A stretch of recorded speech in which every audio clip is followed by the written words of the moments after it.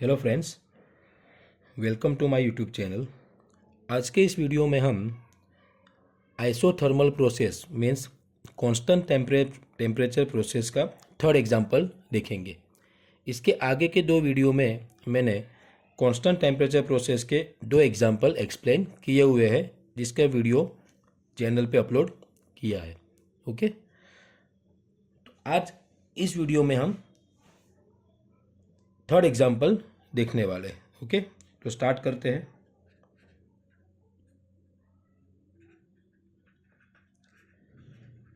Given data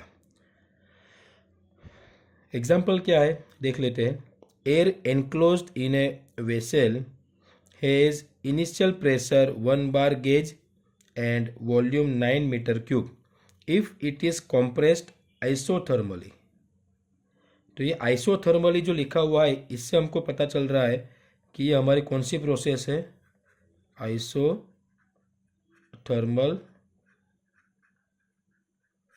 process. Okay, यहाँ पे air enclose in a vessel, closed vessel नहीं दिया हुआ। क्लोज्ड वेसल होता तो कांस्टेंट वॉल्यूम होता। ठीक है, हमने कांस्टेंट वॉल्यूम के एग्जांपल भी चैनल पे अपलोड किए हुए हैं, तो वो भी आप देख सकते हो। तो वहाँ पे हमारा डेटा में क्या आता था कि air enclose in a closed vessel. Okay, तो वहाँ पे हमारा कांस्टेंट वॉल्यूम का एग्जांपल हो जाता था क्लोज्ड वेसल में। लेकिन यहाँ पे आपको क्या दिया हुआ है, air enclose in a vessel has initial pressure 1 bar gauge and volume 9 meter cube. If it is compressed isothermally up to pressure 4 bar gauge, then find its final volume. Take atmospheric pressure 1 bar. Okay, तो ये isothermal process है, वो पता चल गया हमको। Okay, तो अभी गिवन डेटा में आपको क्या दिया हुआ है वो हम लिख लेते हैं। इनिशियल प्रेशर 1 bar, तो P1 is equal to 1 bar. Okay, and V1 is equal to 9 meter cube compress isothermally up to pressure 4 bar. That means P2 is equal to 4 bar. Okay, तो यहाँ पे लिखा है find its final volume. Final volume means V2 हमको find करना है, और take atmospheric pressure 1 bar, मतलब P atmospheric is equal to 1 bar. Okay, ये एग्जाम्पल तो ऐसे एकदम सिंपल एग्जाम्पल है। फाइंड क्या करना है हमको, V2। ओके, अगर आप आइसोथर्मल प्रोसेस का पीवीटी रिलेशन आपको पता हो, तो वो आप समझ सकते हो कि हम इस एग्जाम्पल को कैसे सोल्व कर सकते हैं। ठीक है, तो पीवीटी रिलेशन और आइसोथर्मल प्रोसेस के फॉर्मूला वो सारे हमने आगे के जो दो वीडियो अपलोड किए हुए हैं एग्जाम्पल के, दोनों एग्जाम्पल में मैंने एक्सप्लेन किया हुआ है। ठीक है, तो पीवीटी रिलेशन हम कैसे बना सकते हैं आइसोथर्मल के लिए, तो P1 V1 by T1 is equal to P2 V2 by T2। Temperature constant है। Okay, isothermal means T1 is equal to T2। Okay, तो टेम्परेचर निकल जाएगा, तो P1 V1 is equal to P2 V2, तो P1 by P2 is equal to V2 by V1। तो ये हमारा क्या हो गया, रिलेशन हो गया। ओके, तो अभी हमको V2 फाइंड करने के लिए बोला है। क्या फाइंड करने के लिए बोला हुआ है, V2। तो हमको बाकी की चीज़ हमारे पास होनी चाहिए। P1 by P2 is equal to V2 by V1 में V2 हमको फाइंड करना है, V1 हमको दिया हुआ है। ठीक है, P1 वो भी हमारे पास है और P2 वो भी हमारे पास है। क्लियर। लेकिन एक बार आपको याद रखना है कि जब भी आपको कोई भी एग्जाम्पल, थर्मोडायनेमिक का कोई भी एग्जाम्पल आपको एग्जाम में आता है, क्वेश्चन थर्मोडायनेमिक कोई भी एग्जाम्पल आए, तो उसमें जो प्रेशर होगा वो pressure is always absolute pressure. कौन सा प्रेशर, एब्सोल्यूट प्रेशर होना चाहिए। ओके, प्रेशर कौन सा होना चाहिए, एब्सोल्यूट प्रेशर होना चाहिए। यहाँ पे आपको क्या दिया हुआ है, air enclose in a vessel has initial pressure 1 bar gauge, मतलब ये हमारा कौन सा प्रेशर है, गेज प्रेशर है।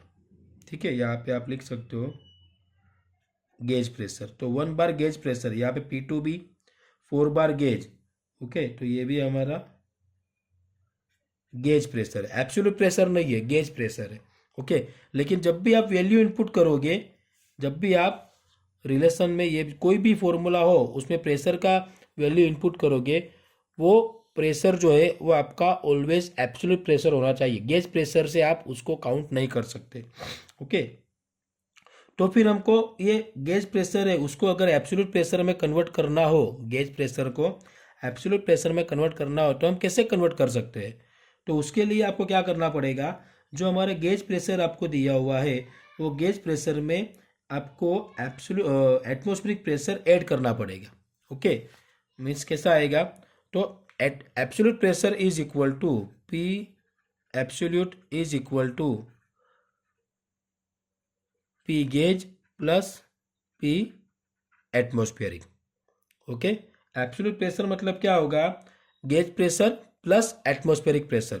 तो अगर हमको ये P1 1 बार दिया हुआ है गेज प्रेशर, तो हम P1 अगर हमको एब्सोल्यूट फाइंड करना है तो यहाँ पे क्या आएगा, P1 gauge plus P atmospheric. तो P1 गेज कितना है हमारे पास 1 बार, और एटमॉस्फेरिक P1 गेज कितना है 1 बार, एटमॉस्फेरिक कितना दिया हमको 1, तो ये क्या हो गया 2 बार P1 एब्सोल्यूट। ओके, तो ये P1 एब्सोल्यूट हमारा हो गया 2 बार। उसी तरह से P2 absolute is equal to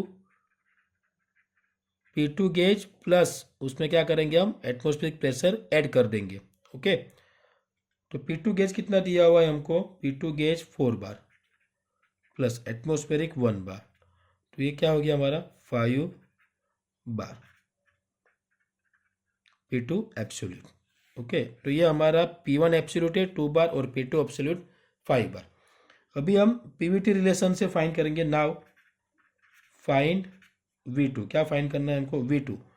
तो हमारा पीवीटी रिलेशन क्या होगा, कांस्टेंट टेम्परेचर प्रोसेस के लिए। तो मैंने अभी आपको बताया कि ये हमारा P1 V1 by T1, P2 V2 by T2, T1 T1 cancel होगा, P1 V1, तो इसको रिलेशन बना, तो ये हमारा P1 by P2 is equal to V2 by V1। Okay, तो ये हो गया P1 by P2 is equal to V2 by V1। Okay, आगे के वीडियो में मैंने ये पूरा आपको फॉर्मूला जो है वो बताया हुआ है, ठीक है, वो भी आप जाके देख लेना। ये आइसोथर्मल प्रोसेस के एग्जाम्पल सॉल्व करने के फॉर्मूला है, ठीक है। तो ये हमारा Pvt P1 by P2 V2 by V1। तो यहाँ पे हमारा अभी ये जो प्रेशर है हमको एब्सोल्यूट प्रेशर लेना है। तो ये P1 कितना है हमारे पास 2 बार, P2 कितना है हमारे पास 5 bar is equal to V2, तो V2 तो हमको फाइंड करना है। V1 कितना है हमारे पास 9। ओके, देयरफॉर 2 इंटू 9 यहाँ पे चला जाएगा मल्टीप्लाई में, divide by 5 is equal to V2। Therefore V2 is equal to V2 कितना आएगा 2 इंटू 9 डिवाइड बाई 5 3.6। ओके, तो V2 हमारा कितना आ रहा है 3.6 मीटर क्यूब। तो ये हो गया हमारा आंसर। क्लियर,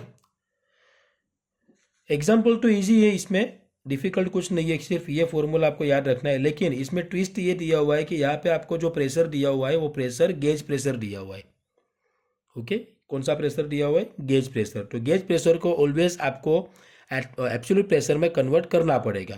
तो एब्सोल्यूट प्रेशर में कन्वर्ट करने के लिए क्या करना पड़ेगा, गेज प्रेशर में हमको एटमॉस्फेरिक प्रेशर ऐड करना पड़ेगा, प्लस करना पड़ेगा। तो gauge pressure absolute pressure is equal to gauge pressure plus atmospheric pressure. इसलिए हमने P1 गेज को P1 एब्सोल्यूट में कन्वर्ट किया एटमॉस्फेरिक ऐड करके, और P2 गेज को भी P2 एब्सोल्यूट में कन्वर्ट कर दिया। उसके बाद हमने पीवीटी रिलेशन का यूज करके V2 फाइंड कर दिया। ओके, तो ये हमारा आइसोथर्मल प्रोसेस का थर्ड एग्जाम्पल कंप्लीट हो गया।